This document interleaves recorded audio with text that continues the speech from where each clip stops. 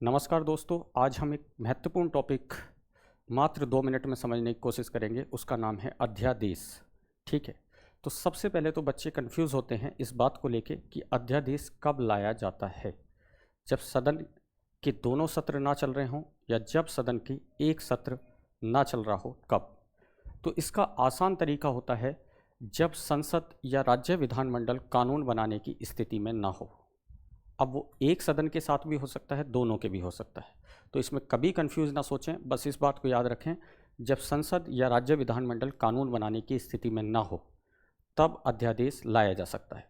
अध्यादेश संसद जब सत्र में ना हो, संसद की चाहे लोकसभा या राज्यसभा का सत्र ना चल रहा हो, तब राष्ट्रपति अध्यादेश जारी करता है और राष्ट्रपति जो है आर्टिकल 213 के तहत अध्यादेश जारी करता है। वहीं राज्य विधानमंडल जब अपने सत्र में ना हो तब राज्यपाल अध्यादेश जारी करने की शक्ति है आर्टिकल 213 के तहत। आर्टिकल 213 के तहत। ठीक है, अब बात आती है कि अध्यादेश क्या संसद या राज्य विधानमंडल के कानून बनाने के समान ही है। तो हाँ, जैसे कानून बनाने की शक्ति संसद और राज्य विधानमंडल की है, उसी प्रकार से अध्यादेश की भी शक्ति होती है। ठीक है, संसद और राज्य विधानमंडल के कानून के समान ही इसकी शक्ति होती है। ठीक है, अब बात ये आती है कि किन मामलों में भिन्न हैं संसद या राज्य विधानमंडल से। तो पहली बात तो ये कि इसके द्वारा, अध्यादेश के द्वारा संविधान में संशोधन नहीं किया जा सकता। संविधान में संशोधन नहीं किया जा सकता। ठीक है, एक प्रश्न बहुत ज़्यादा पूछा जाता है या कभी पूछेगा, तो इस बात को ध्यान रखें, अध्यादेश में ये शक्ति होती है कि वह संसद या राज्य विधानमंडल के किसी कानून को निरसित कर सकता है। कानून को निरसित करने की भी शक्ति उसके तहत होती है। ठीक है, अध्यादेश को राष्ट्रपति या राज्यपाल कभी भी वापस ले सकता है, लेकिन एक बात ध्यान रखने वाली बात है कि ये कब वापस लिया जा सकता है, कब ये अपने स्थगित किया जाता है।